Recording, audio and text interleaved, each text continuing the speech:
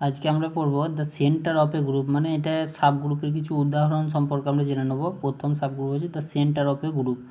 Centre of a গ্রুপের এটা একটা সাবগ্রুপ, সেটা প্রমাণ করতে হবে।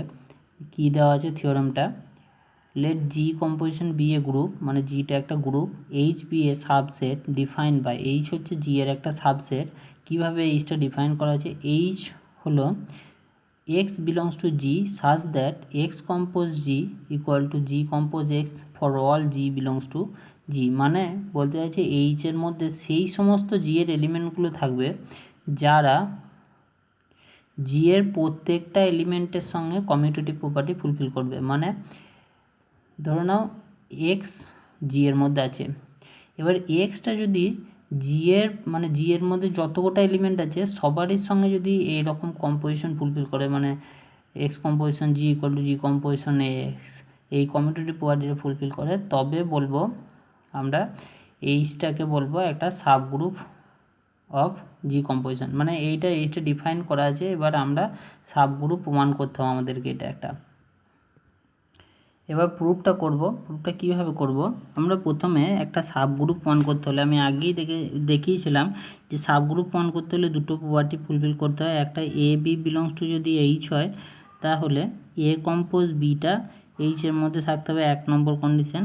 আর 2 নম্বর কন্ডিশন হচ্ছে এ বিলংস টু এইচ হলে A inverse belongs to H থাকবে। এটা ফর অল এ বি বা ফর অল এ এর জন্য এই দুটো কন্ডিশন ফুলফিল করাতে পারলেই আমাকে সাবগ্রুপ প্রমাণ করিয়ে দেওয়া হবে। এরপর আমরা প্রথমে তাহলে নন এমটি প্রমাণ করব। তাহলে প্রুফের মধ্যে প্রথমেই এইচটা নন এমটি, কারণ হচ্ছে H is non empty subset of G. কারণ কি, E belongs to H. E কী করে কী জন্য বিলংস টু এইচ হচ্ছে, কারণ ই এর সঙ্গে যে কোনো জি এর এলিমেন্টের কম্পোজিশন করো না কেন সেটা ই চলে আসে, মানে দুটোই সমান হয়ে যায়। তাই for all G belongs to G, যে কোনো জি এর এলিমেন্টের সঙ্গে ই এর কম্পোজিশন করলে সেটা ই চলে আসে, মানে ইটা এইচের মধ্যে থাকবে, কারণ এই দুটো সমান হচ্ছে। এরপর এইচটা নন এমটি প্রমাণ হয়ে গেল। এরপর আমরা দুটো এলিমেন্ট ধরে নেব, একটা হচ্ছে let P belongs to H আর একটা হচ্ছে Q belongs to H. P যদি এইচের মধ্যে থাকে তাহলে পি জি এর সঙ্গে কম্পোজিশন মানে কমিউটেটিভ প্রপার্টি করবে, মানে পি কম্পোজিশন জি, মানে এইরকম প্রপার্টিটা ফুলফিল করবে। এই জিটা কিন্তু শুধু একটা এলিমেন্ট নয়, জি এর প্রত্যেকটা এলিমেন্টের জন্য এটা হবে। আর কিউটাও এইচের মধ্যে আছে, তাহলে কিউটাও কিন্তু জি এর সঙ্গে কমিউটেটিভ প্রপার্টি ফুলফিল করবে for all G belongs to G. ঠিক আছে, এই দুটো কন্ডিশন ফুলফিল করবে। এবার আমরা দেখাবো পি কম্পোজিশন কিউটাও কিন্তু এইচের মধ্যে আছে, সেটা দেখাবো। তাহলে কীভাবে দেখাবো, পি কম্পোজিশন কিউ কম্পোজিশন জি সমান, দেখো এটা যদি আমরা অ্যাসোসিয়েটিভ ল খাটাই তাহলে এই ব্র্যাকেটটা এই ধারে হয়ে যাবে, মানে পি কম্পোজিশন কিউ কম্পোজিশন জি। এবার কিউ কম্পোজিশন জি মানেই হচ্ছে জি কম্পোজিশন কিউ। তাহলে আবার এটা যদি লাগিয়ে দিই তাহলে P composition G composition Q. ঠিক আছে, এরপর আবার যদি অ্যাসোসিয়েটিভ প্রপার্টি লাগাই তাহলে ব্র্যাকেটটা চেঞ্জ হবে, মানে P composition G composition Q, এরকম হয়ে গেল। এরপর এই পি কম্পোজিশন জি মানেই আবার জি কম্পোজিশন পি, তাহলে আমরা লিখতে পারি জি কম্পোজিশন পি কম্পোজিশন কিউ। আবার যদি অ্যাসোসিয়েটিভ প্রপার্টি লাগাই তাহলে জি কম্পোজিশন পি কম্পোজিশন কিউ।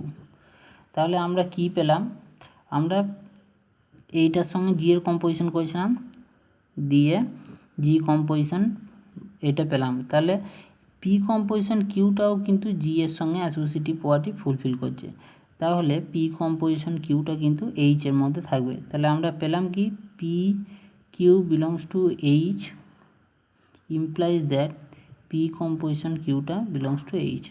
কেন এইচের মধ্যে থাকছে, কারণ পি কম্পোজিশন কিউটা জি এর সঙ্গে কমিউটেটিভ প্রপার্টি ফুলফিল করছে, তাই এটা আছে। এরপর আমরা আর একটা প্রপার্টি দেখাবো। এটা তো 1 নম্বর প্রপার্টিটা হলো, মানে এই প্রপার্টিটা হলো। এরপরে এই প্রপার্টিটা দেখাবো। এটা কেমন করে দেখাবো, আমি ধরে নিচ্ছি পি বিলংস টু এইচ। তাহলে পি যদি এইচের মধ্যে থাকে তাহলে দেন পিটা জি এর সঙ্গে কমিউটেটিভ প্রপার্টি ফুলফিল করবে for all G belongs to G. দিয়ে কীভাবে দেখাচ্ছি দেখে নাও। P inverse composition P composition G composition P inverse, এটাকে আমরা ক্যালকুলেশন করছি। কীভাবে করব, তাহলে এরপর এই যে পি কম্পোজিশন জিটা, জি কম্পোজিশন পি সমান সমান, তাহলে এটা চেঞ্জ করে দেবো P inverse composition G composition P compose P inverse, ঠিক আছে। এরপর এই দুটো থেকে আমরা পাচ্ছি, দেখো এই পি ইনভার্সের সঙ্গে পি এর কম্পোজিশন করলে এটা ই হয়ে যাবে। পি ইনভার্সের সঙ্গে পি এর অ্যাসোসিয়েটিভ প্রপার্টি যদি লাগাই তাহলে পি ইনভার্স আর পি এর কম্পোজিশন করলে এটা নিজে তার ইনভার্সের সঙ্গে কম্পোজিশন করলে আইডেন্টি এলিমেন্ট হয়ে ই হয়ে যায়। তাহলে ই এর সঙ্গে আবার এটা কম্পোজিশন করলে জি কম্পোজিশন পি ইনভার্স পড়ে থাকবে এখানে। আর এখানেও তেমনি পি সঙ্গে পি ইনভার্স কম্পোজিশন করলে ই হয়ে যাবে, মানে আইডেন্টি এলিমেন্ট, তার সঙ্গে এটা কম্পোজিশন করলে, মানে একবারই এটা স্টেপ জাম্প হলো, অ্যাসোসিয়েটিভ প্রপার্টি দেখিয়ে করতে হতো, ঠিক আছে। তাহলে এখানে দেখা যাচ্ছে যে পি ইনভার্সটা জি এর সঙ্গে কমিউটেটিভ প্রপার্টি ফুলফিল করছে, মানে জি এর সঙ্গে পি ইনভার্সটা আর পি ইনভার্সের সঙ্গে জিটা কমিউটেটিভ প্রপার্টি ফুলফিল করছে। তাহলে আমরা বলতে পারি then P belongs to H implies that P inverse belongs to H. তাহলে দুটো প্রপার্টি ফুলফিল করলে, একটা হচ্ছে এইটা, একটা হচ্ছে এইটা। তাহলে আমরা বলতে পারি যে then H composition is a subgroup of G composition. এটা সাবগ্রুপ প্রমাণ হয়ে গেল, ঠিক আছে। এবার এই যে গ্রুপটা এইচ কম্পোজিশন, যেখানে এইচটা কীরকম দেখতে, এইচটা আগেই ডিফাইন করা আছে x belongs to G such that X composition G equal to G composition X for all G belongs to G. এই যে সাবগ্রুপটা, এই সাবগ্রুপটাকে বলা হচ্ছে, এই সাবগ্রুপটাকে বলা হচ্ছে কি বলা হবে, the centre of the group. আর এইটাকে ডিনোট কিভাবে করা হয়, denoted by Z G, Z G দিয়ে ডিনোট করা হয়, ঠিক আছে। এখানে জেড জি দিয়ে ডিনোট করা হয়, ঠিক আছে। এই জেড জিটাকে আবার বলা হয় সেন্ট্রাল এলিমেন্ট, মানে এ জেড জি এর এলিমেন্টগুলোকে বলা হয়, জেড জি এর এলিমেন্টগুলোকে সেন্ট্রাল এলিমেন্ট অফ জি বলা হয়, ঠিক আছে। এরপরে একটা সাবগ্রুপের উদাহরণ পড়ব, যেটা হচ্ছে the centralizer of an element in a group. কীভাবে করা হচ্ছে এটা, let G compose be a group and let A belongs to G, মানে জিটা হচ্ছে একটা গ্রুপ আর এ হচ্ছে জি এর মধ্যে একটা element, particular element A. H be the subset of G, এইচটা হচ্ছে জি এর সাবসেট, ডিফাইন বাই, এইচটা কীভাবে ডিফাইন করা আছে, x belongs to G such that X compose A equal to A compose X. এইচটা এইভাবে ডিফাইন করা আছে, এইচের মধ্যে সেই সমস্ত এলিমেন্টগুলো আছে জি এর, যেগুলো শুধুমাত্র এ এর সঙ্গে কমিউটেটিভ প্রপার্টি ফুলফিল করছে। আগের থিওরামটা যেটা ছিল সেটা হয়েছিল কি, ফর অল এলিমেন্ট অফ জি, ঠিক আছে, মানে এখানে জি ছিল, তাই তো, মানে জি এর প্রত্যেকটা এলিমেন্টের সঙ্গে কমিউটেটিভ প্রপার্টি ফুলফিল করছিল। কিন্তু এই সাবগ্রুপের উদাহরণটায় শুধুমাত্র সেই সমস্ত এলিমেন্টগুলো থাকবে যেগুলো শুধুমাত্র এ এর সঙ্গে কমিউটেটিভ প্রপার্টি ফুলফিল করবে। এটা একটা পার্টিকুলার এলিমেন্ট, সব এলিমেন্টের জন্য নয় কিন্তু। তাহলে এই যে সেটটা পাওয়া যাবে, এইটা H composition is a subgroup of G হবে, এটা প্রমাণ করতে হবে। এই প্রমাণটা ঠিক আগের মতোই, একই প্রমাণ, যেটা আমি বই থেকে বলে দিচ্ছি আর লিখে করব না। তাহলে যে এইচটা প্রথমে নন এমটি প্রমাণ করতে হবে, তাহলে এইচটা যেহেতু নন এমটি, কারণ কি, A belongs to H, A belongs to কেন এইচ বলছে, কারণ এ নিজের সঙ্গে কমিউটেটিভ প্রপার্টি অবশ্যই ফুলফিল করবে, কারণ এ কম্পোজ এ যা হবে এ কম্পোজ এও তাই হবে, মানে এটা এইচের মধ্যে থাকবেই। এবার সেই জন্য এটা এইচটা নন এমটি। এরপর আমরা দুটো এলিমেন্ট ধরে নিচ্ছি, পি বিলংস টু এইচ আর কিউ বিলংস টু এইচ, দুটো এলিমেন্ট ধরে নিচ্ছি। দিয়ে তাহলে পি যদি এইচের মধ্যে থাকে তাহলে পি এ এর সঙ্গে কমিউটেটিভ প্রপার্টি ফুলফিল করবে, মানে P compose A equal to A compose P. আবার কিউটাও এইচের মধ্যে আছে, তাহলে কিউটাও এর সঙ্গে কমিউটেটিভ প্রপার্টি ফুলফিল করবে। ঠিক আগের মতোই করলাম, যে পি কম্পোজ কিউ কম্পোজ এ, তাহলে পি কম্পোজ কিউটা আমাকে দেখাতে হবে যে এইচের মধ্যে আছে, তাহলে এইটা ধরে নিয়েছি। এবার অ্যাসোসিয়েটিভ ল খাটিয়ে এই ব্র্যাকেটটা চেঞ্জ করেছে, এই ধারে এসছে। এবার কিউ কম্পোজ এ সমানই কিন্তু এ কম্পোজ কিউ, তাহলে এ কম্পোজ কিউ বসিয়ে দিয়েছে এর জায়গায়। আবার অ্যাসোসিয়েটিভ প্রপার্টি করিয়ে এই ধারে ব্র্যাকেটটা নিয়ে এসে চেঞ্জ করছে। আবার পি কম্পোজ এ মানে হচ্ছে এ কম্পোজ পি, তাহলে পি কম্পোজ এর জায়গায় এ কম্পোজ পি লিখেছে, দিয়ে আবার অ্যাসোসিয়েটিভ প্রপার্টি লাগিয়েছে, ব্র্যাকেটটা এই ধারে চেঞ্জ হয়ে যায়। তাহলে আমরা আলটিমেটলি কী পেলাম, পি কম্পোজ কিউ এ এর সঙ্গে কমিউটেটিভ প্রপার্টি ফুলফিল করছে, মানে পি কম্পোজ কিউটা এ সঙ্গে যা হচ্ছে এ কম্পোজ পি কম্পোজ কিউ হচ্ছে। তাহলে এইটা যেহেতু কমিউটেটিভ প্রপার্টি করছে, তাহলে পি কম্পোজ কিউটা কিন্তু এইচের মধ্যে থাকবে। তাহলে আমরা সাবগ্রুপ হওয়ার প্রথম কন্ডিশনটা ফুলফিল হয়ে গেল, যে পি বিলংস টু এইচ আর কিউ বিলংস টু এইচ হলে পি কম্পোজ কিউটাও এইচের মধ্যে থাকবে। এবার সেকেন্ড কন্ডিশনটা ফুলফিল করতে হবে। তাহলে ধরে নিলাম পি বিলংস টু এইচ আগের মতোই, তাহলে পি যদি এইচের মধ্যে থাকে পি এর সঙ্গে কমিউটেটিভ প্রপার্টি ফুলফিল করবে, ঠিক আগের মতোই এটা করলাম। তাহলে পি কম্পোজ এ এর জায়গায় এ কম্পোজ পি বসালাম। এবার দুদিকে এটা তো হয়ে যাবে আর এই দিকে এইটা হয়ে যাবে, তাহলে আমরা পেলাম কি এ কম্পোজ পি ইনভার্স সমান পি ইনভার্স কম্পোজ এ। তাহলে এখান থেকে বোঝা যাচ্ছে যে পি ইনভার্সটা এ এর সঙ্গে কমিউটেটিভ প্রপার্টি ফুলফিল করছে, তাই পি ইনভার্সটা এইচের মধ্যে থাকবে। তাহলে কি পেলাম, P belongs to H implies that P inverse belongs to H. তার মানে যেহেতু এই যে 1 নম্বর কন্ডিশন আর 2 নম্বর কন্ডিশনটা হলো সাবগ্রুপ হওয়ার দুটো কন্ডিশন, তাহলে যেহেতু এরা দুটো কন্ডিশন ফুলফিল করছে তাই এইচটা হয়ে যাবে একটা সাবগ্রুপ। আর এই সাবগ্রুপটাকেই আমরা বলবো the centralizer of the element এ, আর এটা ডিনোট করা হয় সি অফ এ এইভাবে, ঠিক আছে। এরপরে আমরা পড়বো cyclic subgroup generated by an element. এরপরে হচ্ছে cyclic subgroup generated by an element, ঠিক আছে। তাহলে ধরে নিয়েছি G composition be a group, আর এটা হচ্ছে জি এর মধ্যে একটা এলিমেন্ট, ঠিক আছে। এ হচ্ছে জি এর একটা particular element. Let H be the subset of G, এইচটা হচ্ছে জি এর সাবসেট। কীভাবে ডিফাইন করা আছে, H equal to A to the power N such that N belongs to Z. তাহলে এইচ হচ্ছে একটা সেট এরকম দেখতে, সেইটা একটা সাবগ্রুপ ফর্ম করবে, জি এর সাবগ্রুপ হবে, সেটা আমাকে দেখাতে হবে। এইচ এর মধ্যে কীরকম এলিমেন্টগুলো আছে, এইচ এর মধ্যে এ এর ইন্টিগ্রাল পাওয়ার মানে A square, A cube, A to the power 4, বা এর মাথায় মাইনাস হোক এ to the power -1, A to the পাওয়ার -2, এরকম ইন্টিগ্রাল পাওয়ারগুলো সব এর এইচের মধ্যে আছে। মানে এ স্কোয়ার মানে হচ্ছে এ কম্পোজ এ করে যেটা বেরোবে সেটা হচ্ছে এ স্কোয়ার, সেটা এইচের মধ্যে থাকবে। এ কিউব মানে 3টে এ এর কম্পোজিশন করে যে এলিমেন্টটা বেরোবে সেইগুলো এইচের মধ্যে থাকবে। তো এইচের মধ্যে সেই সমস্ত এলিমেন্টগুলো থাকবে ইন্টিগ্রাল পাওয়ার অফ এ, তাহলে সেটা একটা সাবগ্রুপ ফর্ম করবে, সেটা প্রমাণ করতে হবে। এবার সাবগ্রুপ প্রমাণ করতে হলে প্রথমে আমাকে নন এমটি দেখাতে হবে। তাহলে H is a non empty subset of G, কারণ কি A belongs to H, A এইচের মধ্যে আছে, কারণ এর মাথায় 1 মানে এ, সেটা এইচের মধ্যে আছে, তাই অবশ্যই মানে এর মাথায় যদি কিছু না থাকে স্কোয়ার কিউব এগুলো নাই থাকে, এর মাথায় 1 যেটা ইন্টিগ্রাল পাওয়ার সেইটা তো এইচের মধ্যে থাকবে, তাহলে এইচটা হচ্ছে একটা নন এমটি সাবসেট অফ জি।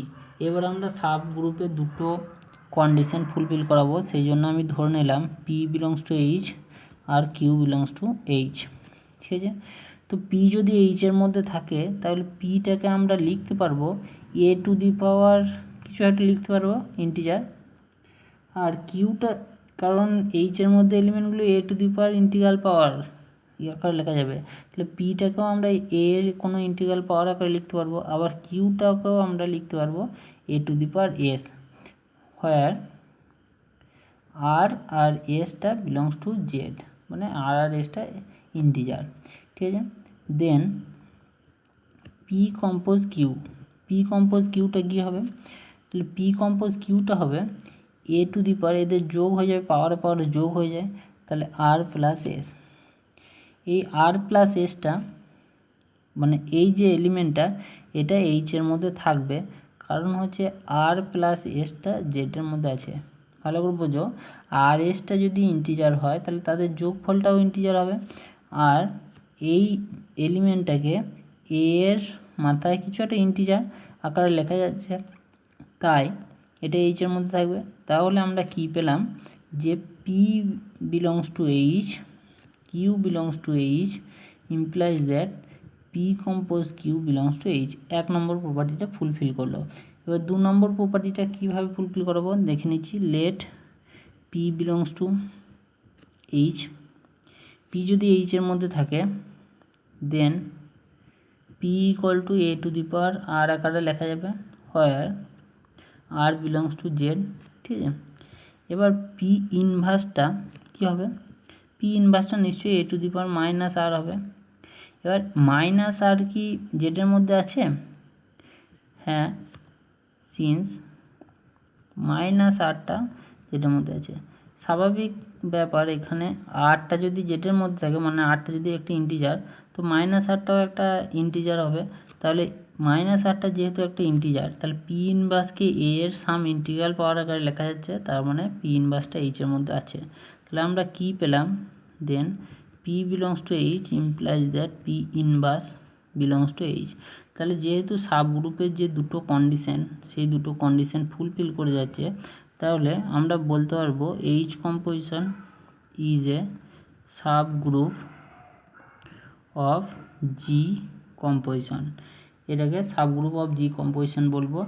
এই সাব গ্রুপটাকে আমরা বলবো, এই যে সাব গ্রুপটাকে, এই সাব গ্রুপটাকে আমরা বলবো cyclic subgroup of G generated by A. ঠিক আছে, সাইক্লিক সাবগ্রুপ বলবো জেনারেটেড বাই এ, কারণ শুধুমাত্র এ এর ইন্টিগ্রাল পাওয়ার আকারেই লেখা যাচ্ছে। এই যে সাবগ্রুপটাকে এটাকে এ এর ইন্টিগ্রাল পাওয়ার আকারে লেখা যাচ্ছে, তাই জেনারেটেড বাই এ হবে। এটা একটা সাইক্লিক সাবগ্রুপ জেনারেটেড বাই এ। এটাকে আমরা ডিনোট করব কিভাবে, ডিনোটেড বাই এইভাবে ডিনোট করব। ঠিক আছে, এইটা মানে এই সাবগ্রুপটা। আর এটা মনে রাখতে হবে যে এই যে সাবগ্রুপটা, এই সাবগ্রুপটা হলো smallest subgroup containing the element A. ঠিক আছে, এইটাই সবচেয়ে স্মলেস্ট সাবগ্রুপ, যার মধ্যে যে সমস্ত সাবগ্রুপের মধ্যে এ আছে তাদের মধ্যে এটা হচ্ছে সবচেয়ে স্মলেস্ট সাবগ্রুপ, এটা মনে রাখতে হবে। আর যে এই সাবগ্রুপটা একটা, এটা তো সাবগ্রুপ হয়েছি, এটা একটা কমিউটেটিভ সাবগ্রুপ হবে। তাহলে এর মধ্যে কমিউটেটিভ প্রপার্টিটাও ফুলফিল করবে, সেটা আমি বই থেকে দেখিয়ে দিচ্ছি কীভাবে করবে। এখানে ধরে নিয়েছি পি বিলংস টু এ আর কিউ বিলংস টু এ, তাহলে পি যদি এর মধ্যে থাকে তাহলে পিকে এর সাম ইন্টিগ্রাল পাওয়ার আকারে লেখা যাবে, আর কিউকেও এর সাম ইন্টিগ্রাল পাওয়ার আকারে লেখা যাবে, যেখানে আর এসটা হচ্ছে ইন্টিজার। এরপর পি কম্পোজ কিউটা কী হবে, এরকম হবে, এদের মাথাগুলো যোগ হবে, আর কিউ কম্পোজ পিটাও এদের মাথাগুলো যোগ হবে। যেহেতু এই জিনিসটা আর এই জিনিসটা একই, তাই P compose Q R Q compose P সমান হয়ে যাবে। ঠিক আছে, এইখানটা ভুল লিখেছে, এটা কিউ কম্পোজ পি হতো। ঠিক আছে, তাহলে এরা কমিউটেটিভ সাবগ্রুপ হবে, এটা একটা। এরপরে একটা এক্সাম্পল দেখে নেব, find all cyclic subgroups of the group S dot. ঠিক আছে, যেখানে এসটা কীভাবে ডিনোট করা হয়েছে, এসটা হচ্ছে 1 i -1 -i। তো এই যে সেটটা এটা একটা গ্রুপ ফর্ম করবে, সেটা আমরা ক্লাসে করেছিলাম, কম্পোজিশন টেবিলের মাধ্যমে করতে হবে। তো এটা একটা গ্রুপ ফর্ম করবে, আগেই দেখেছি। এবার এই যে গ্রুপটা এর কতগুলো সাইক্লিক সাবগ্রুপ আছে সেটা আমাদেরকে বার করতে হবে।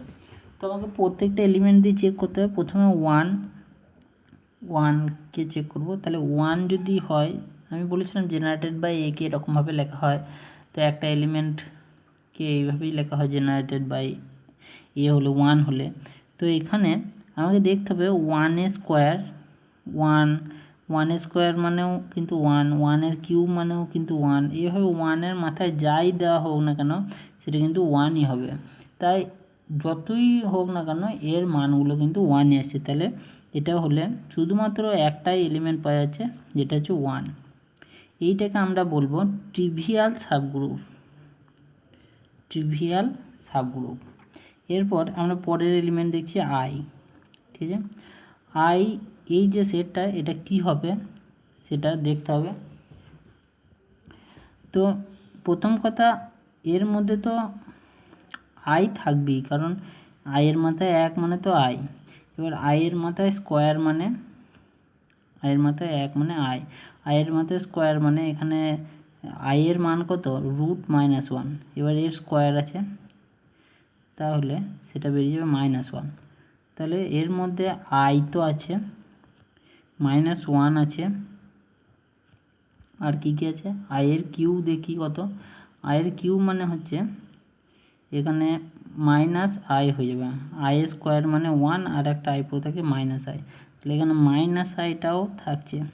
তেমনি i⁴ মানে বেরিয়ে যাবে 1, তাহলে এখানে 1টাও থাকছে।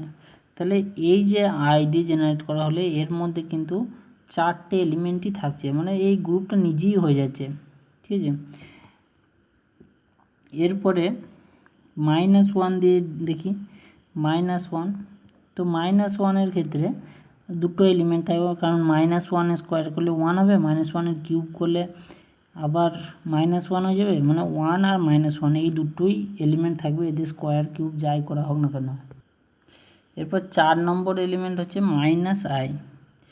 তো -iটা যদি করা হয় তাহলে -i এর -i⁴ মানে তো -i, -i² মানে হচ্ছে -1, -i³ মানে হচ্ছে i, আর -i⁴ মানে হচ্ছে 1, -i⁵ করলে আবার এটাই চলে আসবে। তাহলে এখানে 4টে এলিমেন্টই পাওয়া যাচ্ছে 1 i -1 -i, তাহলে এখানে 1 i -1 -i 4টে এলিমেন্টই পাওয়া যাচ্ছে। তাহলে এই দুটো সাইক্লিক সাবগ্রুপ, এই গ্রুপটা নিজেই হয়ে যাচ্ছে। এইটা হচ্ছে একটা ট্রিভিয়াল সাবগ্রুপ, সাইক্লিক সাবগ্রুপ, আর এইটা হচ্ছে একটা প্রপার সাবগ্রুপ। এরপরে একটা সাইক্লিক সাবগ্রুপ দেখব, যেটা হচ্ছে মানে Z5+। মানে এখানে মডিউলো 5, যেটাকে বলতে অ্যাডিশন মডিউলো 5, মানে যে কোনো দুটো এলিমেন্টকে যোগ বা বিয়োগ করে 5 দিয়ে যদি ডিভাইড করা হয় তাহলে যে সমস্ত রিমাইন্ডারগুলো আসে সেইগুলি হচ্ছে Z5-এর এলিমেন্ট। যেমন দুটো এলিমেন্ট, যে কোনো দুটো এলিমেন্টকে যদি যোগ করে 5 দিয়ে ভাগ করা হয় তাহলে এই 5টার মধ্যেই রিমাইন্ডার আসবে, হয় 0, 1, 2, 3, 4 এই 5টার মধ্যেই আসবে, কিন্তু এর বেশি কিন্তু রিমাইন্ডার আসবে না, 5-এর থেকে কমই আসবে সব রিমাইন্ডারগুলো। তো Z5-এর এলিমেন্ট এইগুলো। এবার এই Z5টা যে একটা গ্রুপ ফর্ম করবে সেটা আমরা আগেই দেখেছি কম্পোজিশন টেবিলের মাধ্যমে। এবার প্রত্যেকটা এলিমেন্ট আমরা চেক করব। এখানে সাইক্লিক সাবগ্রুপ হবে, কিন্তু Z5-এর ক্ষেত্রে a⁴n হবে না, এখানে n × a হবে।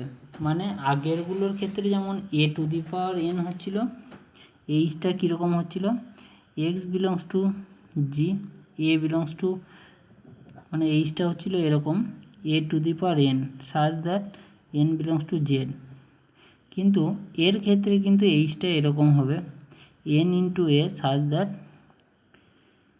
n belongs to z, যেহেতু এটা অ্যাডিশনের রেসপেক্টে হলে n × a হবে। ঠিক আছে, এরপর প্রথম কথা 0-র ক্ষেত্রে দেখা যাচ্ছে 0-র সঙ্গে 1, 2, 3, 4 যাই গুণ করা হোক না কেন সেই 0ই আবার চলে আসছে, তাই এটা কিন্তু 0 হয়ে যাচ্ছে। এবার 1-এর ক্ষেত্রে দেখিয়ে দিয়েছি, এখানে 1-এর সাথে যদি 2 গুণ করা হয় তাহলে এটা 2 বারই হয়ে যাচ্ছে।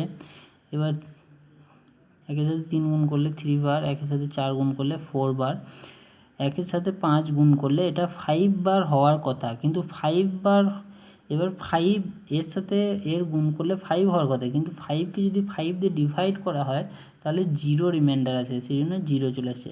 তাহলে এখানে কটা এলিমেন্ট পাওয়া যাচ্ছে, সব এলিমেন্ট কোটাই পাওয়া যাচ্ছে, ঠিক আছে। একের সাথে 1 গুণ করে আর দেখায় না, এটাই হবে।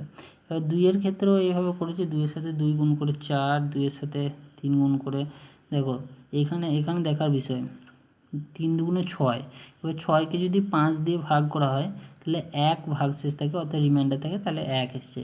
4 দুগুণে 8, 8কে যদি 5 দিয়ে ভাগ করা হয় 3 ভাগশেষ থাকে, তাহলে 3 বার এসছে। 5 দুগুণে 10, 10কে যদি 5 দিয়ে ভাগ করা হয় তাহলে 0 ভাগশেষ থাকে, 0 এসছে। তাহলে এখানেও আমরা প্রত্যেকটা এলিমেন্টই পেয়েছি। এইভাবে 3 দিয়ে যদি করা হয় তাহলে দেখা যাবে প্রত্যেকটা এলিমেন্টই পাওয়া যাবে। আর 4 দিয়ে যদি করা হয় তাহলেও দেখা যাবে সবকটা এলিমেন্টই পাচ্ছে। আমি দেখিয়ে দিচ্ছি। 4 দুগুণে 8, 8কে যদি 5 দিয়ে ভাগ করা হয় তাহলে 3ই আসে। 4 3-এ 12, 12কে যদি 5 দিয়ে ভাগ করা হয় তাহলে 2 ভাগশেষ আছে। 4 4-এ 16, 16কে যদি 5 দিয়ে ভাগ করা হয় 1 ভাগশেষ আছে। আর 4 5-এ 20কে যদি 5 দিয়ে ভাগ করা হয় তাহলে 0 ভাগশেষ আছে। তাহলে এখানেও প্রত্যেকটা এলিমেন্টই সাইক্লিক সাবগ্রুপ হচ্ছে। এখানে 0টা হচ্ছে একটা ট্রিভিয়াল সাবগ্রুপ, বাদ বাকি গ্রুপের সাথেই সমান হয়ে যাচ্ছে, ঠিক আছে। এরপরে একটা সাবগ্রুপের উদাহরণ আছে, যেটা হচ্ছে S3। S3-র মধ্যে 6টা এলিমেন্ট থাকে, যেগুলো কি row 0, row 1, row 2, row 3, row 4, row 5। এই 6টা এলিমেন্ট হচ্ছে সেই পারমুটেশন গ্রুপ S3 একটা।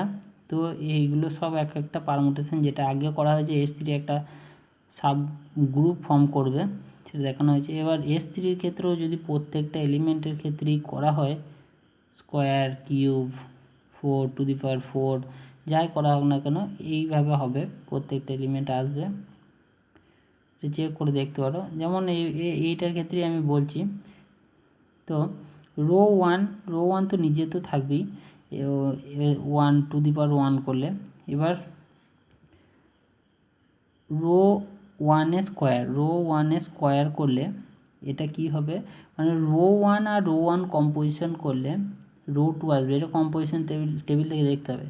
আবার রো 1 3বার রো 1 যদি কম্পোজিশন করা হয় সেটা রো 0 আসবে। আবার 4বার করলে এর মধ্যেই একটা চলে আসবে। তাহলে দেখা যাচ্ছে রো 1টা যেটা হবে, এইগুলো সবই এরকম হবে। এগুলো চেক করে দেখতে হবে নিজে ঘরে করে। তো এইগুলো কিন্তু একটা সাইক্লিক সাবগ্রুপ এক একটা করে ফর্ম করবে, ঠিক আছে। আজ এই পর্যন্তই থাকুক, পরের দিন আবার পর থেকে করবো, এরপর থেকে।